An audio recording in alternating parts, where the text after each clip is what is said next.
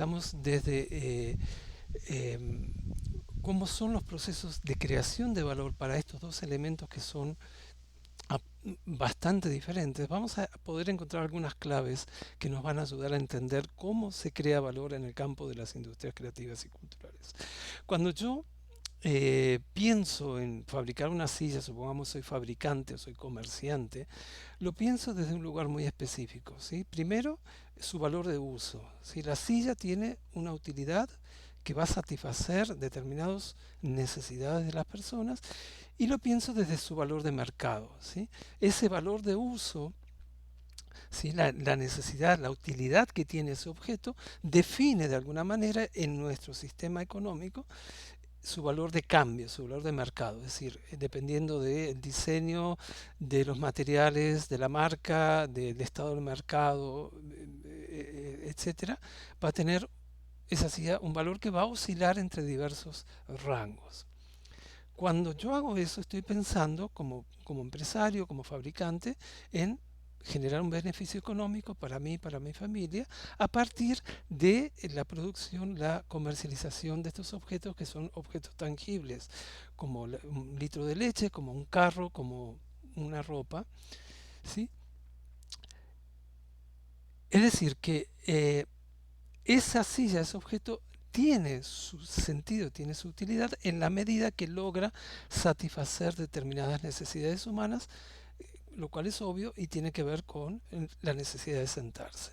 Es decir, que en la economía regular, en la economía que ahora vamos a ver otro enfoque, la demanda determina la oferta. Como la gente necesita sentarse, voy a fabricar sillas. Estamos de acuerdo hasta ahí, ¿verdad? ¿Qué pasa con los productos, los servicios, lo que ocurre en el campo de la cultura, en el campo de lo que llamamos las industrias culturales y creativas? ¿En qué se diferencia entonces la silla del libro? Pensemos en García Márquez, ¿sí? El querido Gabo, cuando en los años 60 del siglo pasado puso el punto final a su obra magnífica Cien años de soledad. La primera pregunta es, ¿qué valor de uso tenía ese manuscrito en ese momento? La respuesta es simple, no tenía ningún valor de uso, porque no había nadie en el mundo esperando a que García Márquez escribiera Cien años de soledad. Lo que tenía García Márquez en sus manos era un acto creativo. ¿Sí? Él combinó su creatividad con su capacidad literaria para generar algo innovador, algo diferente, algo nuevo, que es esa narrativa llamada Cien años de soledad. Segunda pregunta es, entonces, ¿qué valor de cambio tenía ese manuscrito? De nuevo, no tenía ningún valor de cambio porque nadie conocía la obra, porque nadie había leído la obra, porque nadie conocía a García Márquez como, tal vez como periodista, pero no como literato. Entonces surge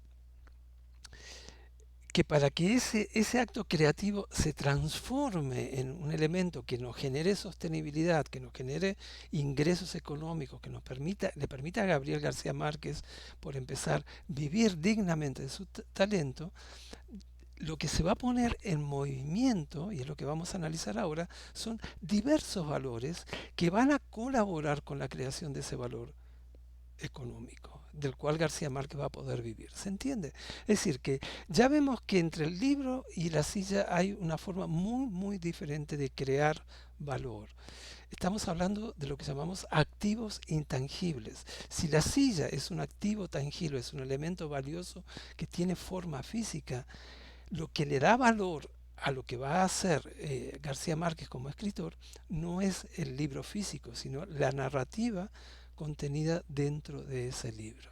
Entonces ya vemos que la forma de crear valor en ambos universos empieza a tomar formas diferentes. De todos modos, eh, lo que sabemos es que en el campo de la creatividad, en el campo de la cultura del diseño, la oferta antecede a la demanda. ¿Sí? García Márquez va a producir libros, los músicos van a componer canciones, los pintores van a pintar sus cuadros, etcétera, aún antes de que exista la demanda específica de esa obra que tal vez el público aclame y le gusta. ¿Sí? Entonces ya vemos que hay reglas de juego que cambian. Si en el mundo de la industria, el mundo que conocemos tradicional, la demanda define la oferta, en nuestro caso la oferta antecede a la demanda. Ya nos habla de otras reglas económicas. Pero hay otra pregunta más importante tal vez, ¿sí? Porque si yo decía antes que la silla existe porque hay una necesidad de sentarse, ¿qué necesidades humanas satisface la cultura entonces? Y yo creo que esta es la pregunta más importante que podemos formularnos cuando estamos pensando en emprendimientos sostenibles en el campo de las industrias creativas y culturales. ¿Cuáles son esas necesidades humanas que satisface la cultura? Porque si yo voy a poner un emprendimiento, sí, que pertenece a un determinado mercado, ¿sí? Si existen los mercados culturales, existe el mercado editorial, el mercado de la música, el mercado de los videojuegos, el mercado de la moda, el mercado del diseño, es porque existe previamente una necesidad. Y cuando hablo de mercado, no hablo del mercado salvaje que te quiere sacar todo lo que tiene, sino hablo del mercado en su acepción original, el espacio de intercambio de valor por valor para satisfacer necesidades humanas. Aquel mercado del trueque original, donde yo tenía 4 puerquitos y mi vecino de la otra aldea tenía pieles, entonces intercambiamos puerquitos por pieles, ¿sí? Intercambio de valor por valor.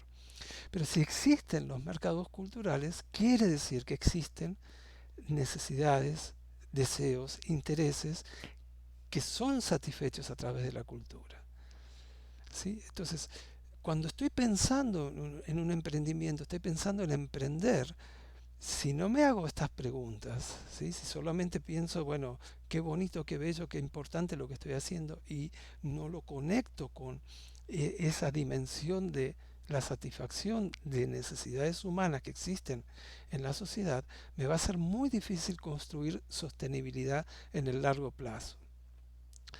Entonces, esta pregunta yo la vengo haciendo en muchos cursos, en muchas charlas, en muchos espacios como este y los invito a que piensen en estos momentos qué necesidades humanas satisface la cultura. De toda esa compilación de respuestas que he ido juntando a lo largo del tiempo, aparecen algunas que son recurrentes y que me van a llevar a explorar modelos de pensamiento económico diferentes que respondan a esta estructura creativa o productiva. En general, las respuestas que surgen, y seguramente más de una ustedes habrán pensado ya, tienen que ver con la construcción de identidad, con la pertenencia a un grupo social, con la participación comunitaria, con el compartir con otros, con el disfrute, con el placer, con el ser creativos, con la expresión de las emociones, de las ideas, con el aprender, con el conocer y otros similares. Resulta que entonces que si yo pregunto qué necesidades humanas satisface la actividad cultural a través de sus servicios, de sus productos, de sus contenidos, de sus experiencias, y surge todo esto, entonces me tengo que preguntar cómo hago para generar sostenibilidad económica de mi emprendimiento a partir de estos elementos, porque eso es lo que hace la cultura, esto es lo que satisface genuinamente la cultura. Investigando me encuentro entonces con un economista chileno que lamentablemente falleció hace muy poco, que es Manfred Max Neef, ¿sí? Y que propone un modelo de desarrollo a escala humana. Es decir, él hace de alguna manera una crítica importante a los modos de producción, a los modos de consumo a los cuales estamos habituados y digamos que formula un modelo teórico muy interesante, y aquí les dejo el link, sus libros están disponibles gratuitamente, eh, donde casualmente, entre comillas, al humanizar el modelo de pensamiento económico nos encontramos con que Max Neef plantea que en realidad las necesidades humanas no son infinitas como plantea Maslow, sino que son 9. Donde está la parte obviamente económica, la subsistencia, pero que la identidad es una necesidad fundamental, la protección, ¿sí? Todo lo que tiene que ver con el cuidado, con el acompañamiento, es una necesidad fundamental, el ocio, el placer, el entretenimiento, el entendimiento, el conocimiento, la creatividad, la creación, el afecto, el compartir, la libertad, la participación de procesos sociales, son necesidades fundamentales del ser humano, en donde la carencia de alguna de estas dimensiones genera tantas pobrezas como es la pobreza económica, la pobreza material. El no poder desarrollar tu identidad, pensemos en grupos minoritarios, el no poder tener libertad, el no recibir afecto, compartir afecto, genera tantas patologías y tantas, digamos, problemáticas sociales humanas como la falta de alimento, como la falta de hogar, como la falta de elementos fundamentales para la vida. Entonces esto lleva a pensar que hey, este modelo resulta que está desarrollando una forma de, digamos, de economía basada justamente en aquella que veíamos antes, y lo vuelvo a poner, fíjense las respuestas: identidad, pertenencia, participación, creatividad, expresión, etcétera, etcétera, etcétera.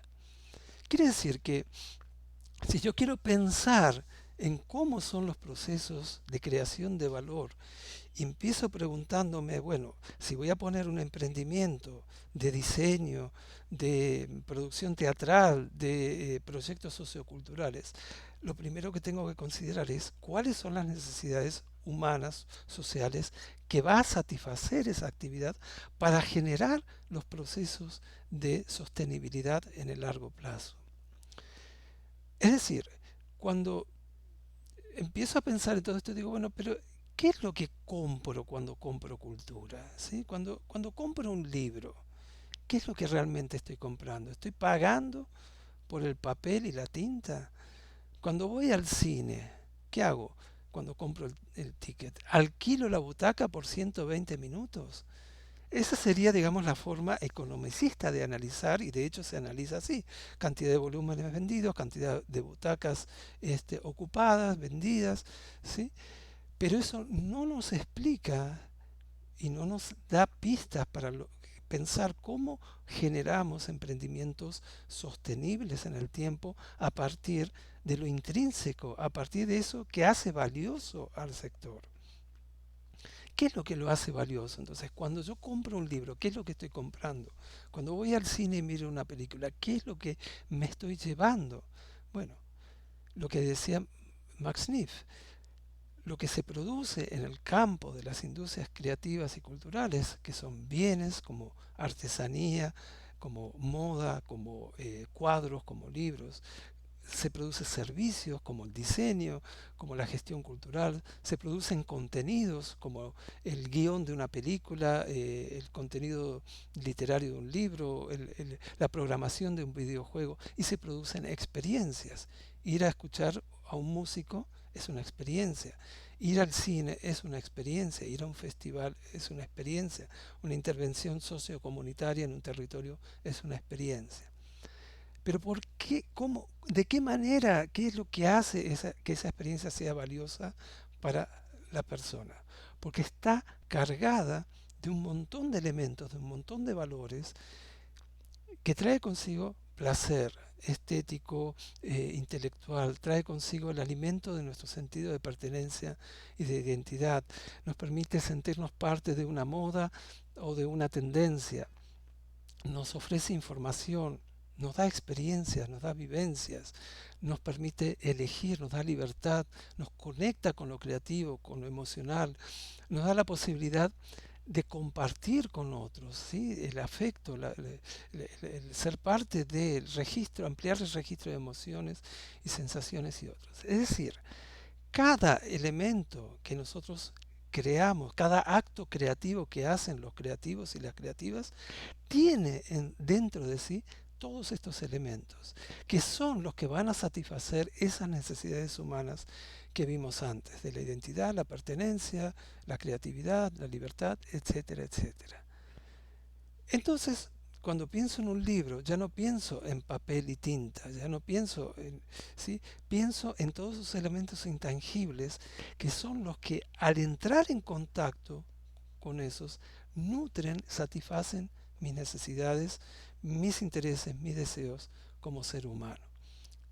Al incrementarse eso, al ocurrir ese proceso, estoy convirtiendo el acto creativo de los creadores en bienes, en servicios, en contenidos y en experiencias con valor de cambio. ¿Se entiende? Entonces la forma en que yo voy a crear valor en este sector es bien diferente a la forma en que creamos valor a partir de fabricar una silla, producir un litro de leche o fabricar un carro. Lo que estoy diciendo es que en cada elemento cultural, en cada elemento creativo, llámese diseño, llámese música, estamos entregando y recibiendo valor, distintos tipos de valores, valor estético, valor intelectual, valor patrimonial, valor histórico. Pensemos en los sitios arqueológicos, en los sitios históricos, que no serían más que piedras viejas acumuladas si no fuera porque le damos un valor histórico, un valor patrimonial, un valor emocional, ¿sí? La historia de mi país, de mi pueblo, ¿sí? Le estamos poniendo valor económico, comercial, prestigio, etcétera, etcétera, etcétera. Entonces resulta que ese objeto o ese servicio o ese contenido o esa experiencia ya no es más simplemente algo que tenemos en la estantería o una experiencia que viví cuando fui a ver a los Rolling Stones, sino que se ha convertido en un conjunto de valores que han nutrido mi esencia humana, que satisfacen necesidades fundamentales mías como ser humano, como individuo, como grupo social, ¿sí? Como comunidad. Y la función entonces del emprendedor, la función de los gestores culturales, la función de los funcionarios públicos es hacer que ese acto creativo se acerque, llegue a los públicos para que los públicos lo transformen de nuevo en un bien con valor de cambio. Vamos a ver enseguida este proceso. Entonces, la esencia de la creación de valor sería la transformación justamente de esos actos creativos en bienes, servicios, contenidos o experiencias culturales que signifiquen algo valioso para alguien. Para eso, entonces, ese acto creativo debe circular por la sociedad para que los públicos se lo apropien e incrementen ese valor simbólico que va a derivar probablemente en valor económico, en valor de cambio, para que ese creador y todos los que están en el ecosistema productivo puedan vivir dignamente de ese talento, de esa creatividad. Hablamos entonces de pensar esta economía desde una perspectiva diferente. Hablamos de la economía de la cultura, hablamos de la economía creativa, hablamos de la economía naranja, como suele llamarse en Colombia. ¿De qué hablamos entonces desde un punto de vista operativo? ¿Sí? Lo que voy a presentar es un poco un desglose de todo lo que hemos visto hasta ahora y lo que va a seguir, que es un poco la explicación que yo encuentro para poder entender que la creación de valor, de los distintos tipos de valores que creamos en el campo de la cultura, transcurre por vías diferentes de lo que es la producción de una silla o de un carro o un litro de leche. Tomemos el concepto de economía, ¿sí? Economía como la ciencia que organiza y ordena los recursos y los procesos de producción. Lo integramos con técnicas y lo que quiero generar con esto, con las tecnologías, con las técnicas que pueden ser ancestrales o digitales, es desarrollo sostenible. ¿Sí? Yo voy a aplicar los conceptos de economía, pero con ciertas condiciones para generar desarrollo en territorio. La condición principal es que voy a usar recursos intangibles. Voy a usar creatividad, voy a usar innovación, voy a usar cultura, voy a usar conocimiento, voy a usar patrimonio intangible. Y aquí les doy un ejemplo. Si yo puedo pensar que crear una editorial es una forma de generar desarrollo sostenible, porque yo a través de la editorial difundo conocimiento, entretengo, educo. Si lo hago de la manera tradicional, pienso, bueno, en libros físicos, papel. Pero si yo pienso en cómo hago un desarrollo sostenible a partir de solamente los activos intangibles, voy a hacer una editorial digital. ¿Sí? Es decir, que yo no necesito el activo, el recurso tangible para generar desarrollo. Como lo hemos visto durante la pandemia, que hemos generado muchas formas de expresión cultural, sí, muchas nuevas formas de generar sostenibilidad a partir de los activos intangibles solamente.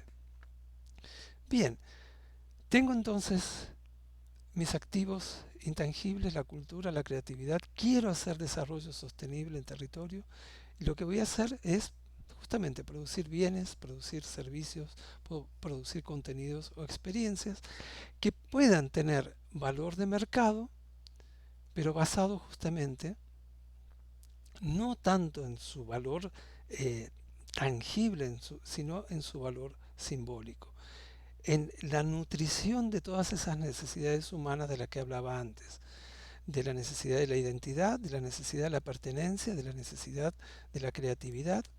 Y para eso entonces voy a desarrollar modelos de negocios sustentados en todas estas variables. Modelos de negocios que no solamente buscan generar la maximización del beneficio económico, sino que generan múltiples valores, como veíamos antes. Por eso, los emprendimientos del sector de industrias creativas generan muchos tipos de valores, no solamente el valor económico. Genera valor estético, valor patrimonial, valor histórico, valor emocional, valor ambiental, etcétera, etcétera. Es decir, que estamos ante nuevas formas de pensar la economía sustentadas en estos elementos intangibles que van a dar lugar entonces a lo que llamamos la economía creativa. Una economía donde se satisfacen necesidades humanas fundamentales, que ya vimos antes, a partir de los valores simbólicos que están contenidos en estos elementos que produce el sector de industrias creativas. El diseño, la moda, la música, el teatro. Dentro de lo que motoriza la economía creativa, entonces son las llamadas industrias creativas o culturales, la industria naranja, como dicen en Colombia, que está poblada por micro, pequeñas y medianas empresas que son llevadas adelante por emprendedores. Este emprendedor es el que debe comprender cómo es la forma de creación de valor, que no es solamente valor económico, ¿sí? Para poder crear valor económico debo crear y construir ese valor simbólico que tiene que ver con lo estético, que tiene que ver con lo emocional, que tiene que ver, que satisface esas necesidades humanas que veíamos antes. Entonces, ¿cómo es en la práctica todo esto? ¿Cómo ocurre todo esto? ¿Qué es lo que hace un emprendedor de nuestro sector en las ponencias que hemos escuchado hasta el momento? Aparece este concepto que yo lo imaginé hace mucho tiempo pensando que la forma en que se crea valor en nuestro sector no es una forma lineal como una fábrica, es una espiral evolutiva, una espiral que va creando valor sobre el valor existente. ¿Cómo sería este proceso? Bueno, por un lado tenemos esos actos creativos, ¿sí? Lo que hacen los creadores, las creadoras, los diseños, las artesanías, las composiciones musicales, los escritos literarios, las intervenciones comunitarias, ¿sí? Que pueden tomar la forma de productos, de servicios, de contenidos y de experiencias y que están cargadas, ¿sí? Nacen con todos esos valores que nosotros entendemos. Cuando García Márquez termina de crear Cien años de soledad, Cien años de soledad tenía todos estos elementos intrínsecos, pero había que desarrollarlos, había que hacerlos circular, así, ponerlos en valor. Del otro lado, entonces, quien lo va a hacer ese proceso, quien va a validar ese proceso, son los públicos, son las personas, nosotros, ustedes, yo, que tenemos intereses, que tenemos necesidades, que tenemos deseos, que tenemos motivaciones. Entonces, el proceso que tiene que ocurrir aquí es la percepción de valor. Tengo que lograr como emprendedor que esta fotografía, que esta película, que este cuento, que este paso de baile signifique algo valioso para determinados públicos. Y esa es, digamos, el núcleo de todo el proceso emprendedor, en donde lo que va a ocurrir es que justamente el emprendedor cultural, ¿sí? Esa misma persona tal vez que crea, pero que ahora tiene el sombrero de emprendedor, debe utilizar herramientas de emprendimiento, análisis de mercado, procesos de producción, presupuestación, procesos de control, toma de decisiones, tomar riesgos, para que llegarle y satisfacer las necesidades fundamentales que tienen los públicos a través de procesos de comunicación, a través de procesos de comercialización, a través de procesos de distribución de estos actos creativos. Cuando ese acto creativo llega a los públicos y los públicos se lo apropian y dicen, hey, qué bueno ese libro, no te puedes perder esa película, tienes que escuchar esa canción, tienes que ir al festival, tienes que ir a ese restaurante típico, ¿sí? Cuando eso ocurre, entonces se produjo esa alquimia de la transformación del acto creativo en un bien cultural con valor de cambio, ¿sí? Lo que el público va a devolver no es solamente dinero, y aquí hay una clave importante, si no es solamente el dinero que necesita el artista o el creador para poder seguir viviendo. Va a devolver también una cantidad de valores que van a construir la sostenibilidad a largo plazo. Hablamos del reconocimiento, de la trayectoria, de la reputación, de la construcción de redes, de la fidelización, ¿sí? Obviamente del dinero que necesita el creador, la creadora y todos los que están involucrados para poder seguir produciendo. Ese proceso de conversión de acto creativo en bienes, servicios, etcétera, con valor de cambio, no es un proceso lineal, es un proceso que tiene forma de espiral. ¿Sí? Es una espiral creciente ascendente. Si hacemos bien nuestro trabajo, pensemos en García Márquez de nuevo. García Márquez tal vez era conocido como periodista, pero cuando saca 100 años de soledad, ahí empieza una nueva espiral en su vida. ¿Y por qué digo esto? Porque probablemente la primera edición haya sido de 500 ejemplares. Esos 500 ejemplares circularon a través de todo este público. Este público devolvió, dijo, qué bueno, buenísimo. Ya la segunda edición tal vez fue de 10.000 ejemplares, la tercera de 50.000 y fue evolucionando. Entre tanto, García Márquez empezó con una nueva espiral con su segundo libro, que no recuerdo cuál fue, y luego el tercero. Y de esa manera fue creciendo de manera espiralada y evolutiva, expandiendo nuevos mercados, nuevos públicos, nuevas formas, nuevas traducciones, etcétera. Y el emprendedor y el creador debe comprender que todos estos mecanismos, todos estos procesos son los que finalmente determinan la posibilidad de llevar adelante los procesos de creación de valor en el campo de las industrias creativas y culturales. ¿Sí? Entonces hablamos de actos creativos, hablamos de procesos de conversión, ¿sí? De modo casi alquímico de el acto creativo en bienes, servicios, contenidos o experiencias que va a adquirir valor de cambio a partir de que llega a los públicos, que los públicos se lo apropian, que es el famoso consumo cultural, que también el proceso de consumo, entre comillas, no es igual que el consumo en cualquier otra industria. Yo consumo un litro de leche, no hay más leche. Yo uso este mouse y este ratón, dentro de un año ya está consumido, ya quedó obsoleto, ya no sirve más.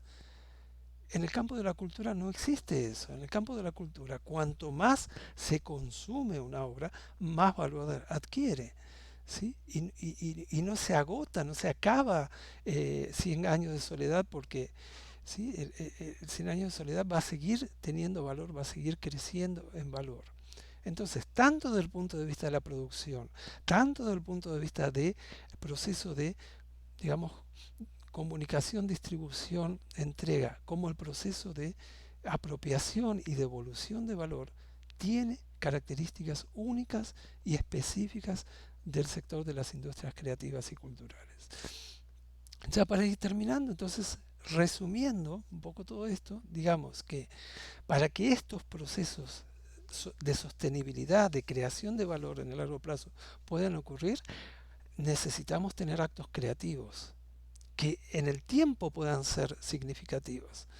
¿Por qué digo en el tiempo? Porque a lo mejor en el momento en que ese creador o creadora está proponiendo a la sociedad su obra, tal vez ni siquiera existan los públicos y tal vez no haya comprensión de lo que está haciendo. Piensen ustedes en Vincent Van Gogh, el magistral artista holandés que en el siglo XIX creó todo un lenguaje estético, un lenguaje expresivo totalmente innovador, pero el pobrecito Van Gogh se murió totalmente pobre, medio loco, con una oreja menos y defenestrado, rechazado por todos sus pares en ese momento.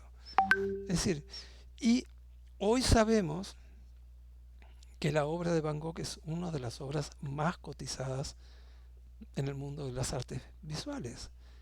¿Qué pasó en el medio? ¿Cómo puede ser que a finales del siglo XIX era un pobre, literalmente un pobre tipo que se murió de hambre porque no vendía una sola obra y hoy es uno de los artistas más cotizados en la historia del arte? Justamente porque tiene que haber obra, acto creativo, tiene que haber procesos emprendedores adecuados y tienen que haber públicos que a lo mejor todavía no existen, pero que hay que irlos creando, que eh, acepten, incorporen la innovación estética, la innovación de contenido y puedan entonces generar ese proceso de conversión del acto creativo en eh, bienes, servicios, contenidos y experiencias con valor de cambio, ¿sí? En donde valor de cambio, digo, satisfacción de esas necesidades humanas fundamentales de las que mencionaba antes: identidad, pertenencia, participación, etcétera, etcétera. Bien, hasta aquí esta presentación. Espero que haya sido claro, que los conceptos se han transmitido, son conceptos complejos también de compartir, así que estoy a disposición.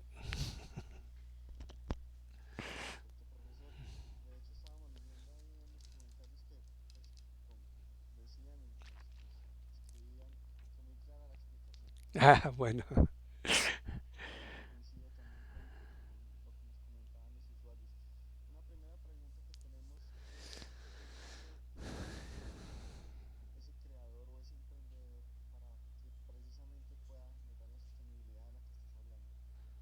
Me imagino que se refiere a equipo humano, ¿verdad? Eh, bien, son sombreros diferentes, ¿sí? Un sombrero es el sombrero del creador que está trabajando con sus talentos, con su creatividad, generando eso nuevo, eso diferente, eh, aquello que le va a- a permitir expresar sus ideas, ¿sí? Ese es un sombrero que tiene puesto. Ahora bien, para poder llevar adelante todos estos procesos, necesitamos otros sombreros, sombreros que, si bien utilizan la creatividad y si bien utilizan la innovación, ese sombrero, digamos, ese cerebro funciona en otras dimensiones que tienen que ver justamente con entender cómo son los procesos de conversión del acto creativo en bienes culturales creativos. Interviene el marketing, interviene la planificación estratégica, interviene la presupuestación, ¿sí? Eh, pero todo esto tamizado por la comprensión de que estamos trabajando con activos intangibles, estamos trabajando con necesidades humanas de este tipo de categorías, estamos hablando de valores estéticos, ¿sí? Entonces, no puedo aplicar las reglas que aplican a la mercadotecnia para vender un celular o para vender eh, un carro, ¿sí? Tengo que desarrollar las estrategias que, que esto da para otra charla, que cuáles son esas estrategias de mercadotecnia vinculadas que tienen que ver con la creación de redes, en cómo se convierte, en qué espacio se convierte, se crea el valor simbólico para luego pasar al valor económico, al valor de cambio, ¿sí? Yo compro un teléfono como este eh, por las funciones que tiene, ¿sí? Porque, bueno, por toda la funcionalidad. No compro un libro por la funcionalidad, compra porque alguien me lo recomendó, leí una crítica, ¿sí? Hay todo un proceso previo de redes y se habla de una economía de redes dentro del campo de las industrias creativas, que es donde primero se crea el valor simbólico y a partir de ese valor simbólico se crea el valor de cambio, el valor económico. Entonces mi equipo de trabajo tiene que entender cuáles son esas reglas, cómo son los procesos de comunicación, cómo son los procesos de comercialización, que de nuevo responde a variables diferentes y que da para otra charla.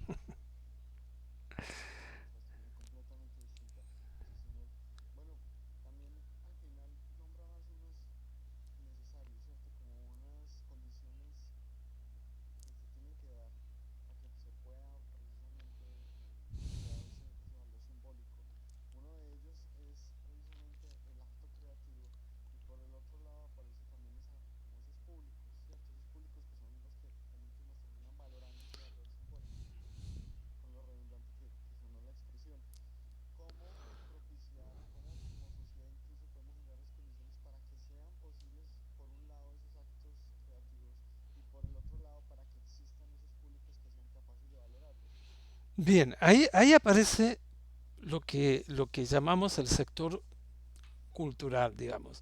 ¿Sí?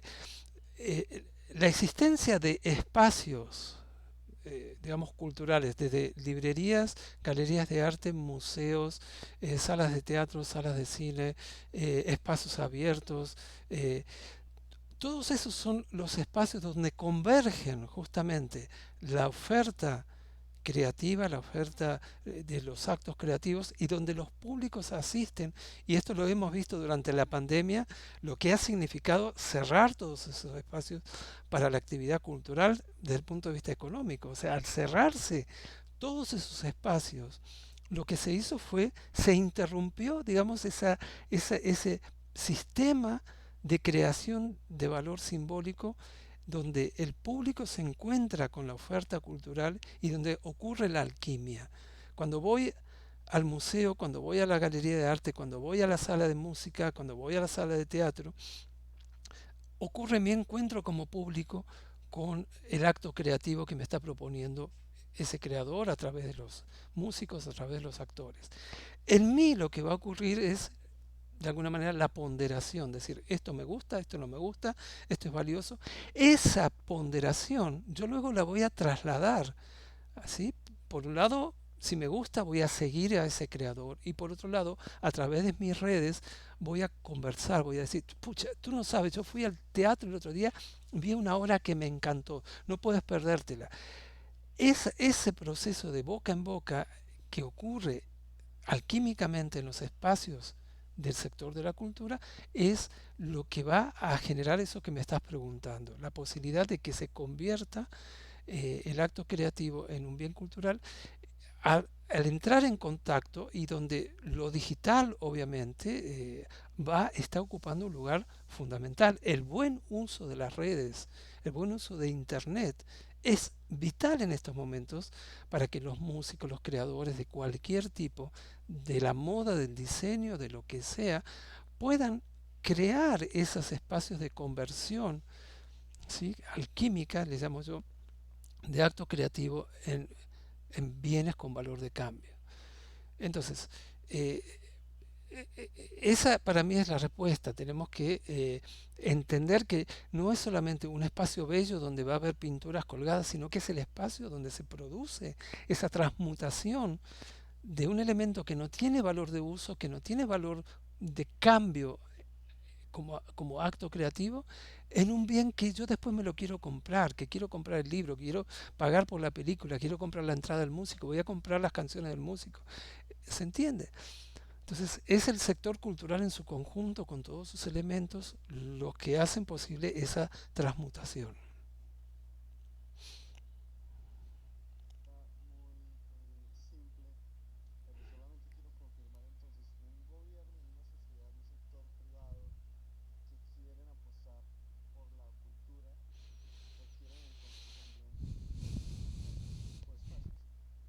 Definitivamente, definitivamente. Es que esos son los lugares o sea, donde se conecta, donde ocurre esa magia, esa alquimia. Cuando yo voy al festival de música y me encuentro con los músicos y tengo la experiencia, la vibración, algo me pasa a mí. O sea, por un lado, satisface esas necesidades fundamentales de las que hablaba antes, del placer, de la identidad, que me constituyen como ser humano. Y por otro lado, inicia el proceso productivo de decir, "Waucha, yo a estos músicos los tengo que seguir, tengo que ver dónde están sus canciones porque se las quiero comprar y lo voy a recomendar en mis redes". Y ahí entonces es que ocurre el proceso de construcción económica de todo esto y la sostenibilidad que trae consigo.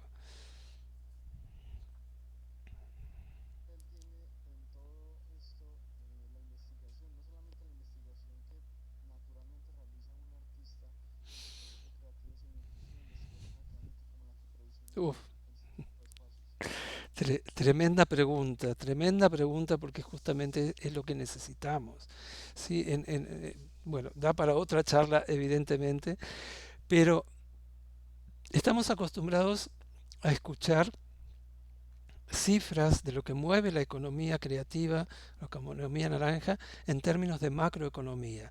El 3%, el 10%, el 11% del PIB, eh, eh, porcentajes de empleo a nivel macro, pero eso al emprendedor, a la emprendedora no le sirve para nada.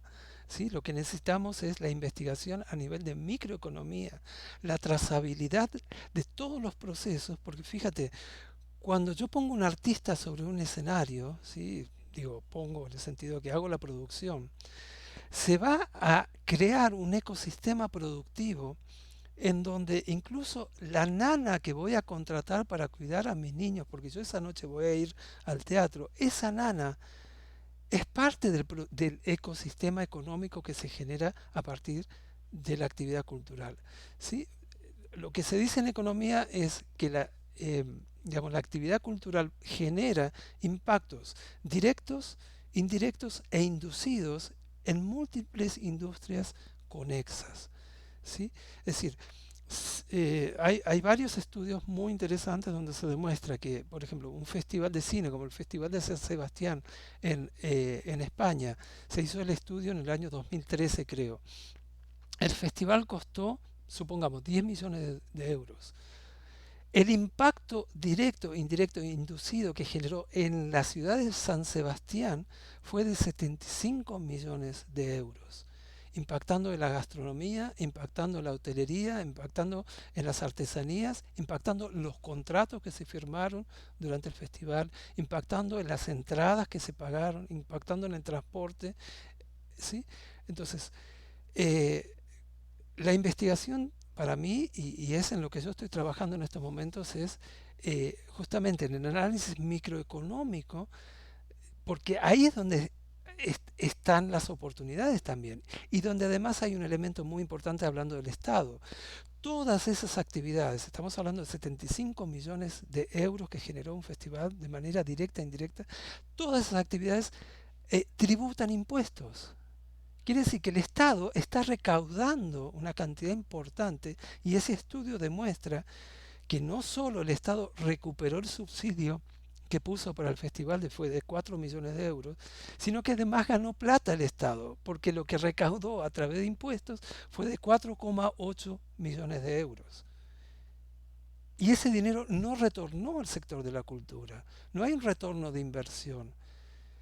Entonces, si hay que hacer una investigación, si me preguntas en este contexto de qué es lo que hay que investigar, bueno, yo estoy trabajando en esa línea de investigar el nivel microeconómico, porque es ahí donde hay una economía sumergida que no la vemos, pero que impacta.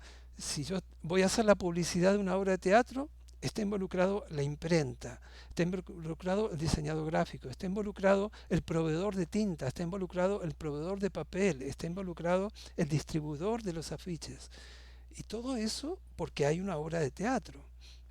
Entonces hay una relación económica directa que induce además el funcionamiento de otras. Pensemos cuando termina la obra de teatro, ¿qué hacemos? nos vamos al restaurante, nos vamos al bar. Es decir, que la gastronomía se ve directamente beneficiada porque hay una obra de teatro o un recital de música. Multiplica eso por la cantidad de espacios culturales que puede haber en una ciudad como Cali, como Medellín, como Bogotá. Y estamos hablando de una microeconomía impresionantemente poderosa que está movilizándose a partir de que hay actividad cultural. Saca la actividad cultural y ¿qué es lo que pasó ahora?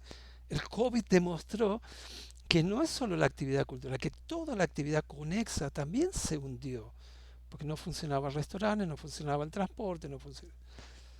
Entonces, si hablamos de investigación y hablamos de sostenibilidad, yo creo que esa es una línea de investigación esencial para además exigirle al Estado que no provea de subsidios, sino que sea inversión legítima y haya retorno de inversión de lo que invierten los productores, los creadores en todos estos procesos. Me apasiono. Y eso yo creo que nosotros también nos gusta mucho porque esa pasión también es contagiosa. Profesor, muchas gracias. Valoramos muchísimo la ponencia y de verdad que fue muy nutritiva. Muy bien, muchas gracias a ustedes y bueno, a disposición y que sigan los éxitos. Gracias. Gracias. Hasta luego. Hasta luego.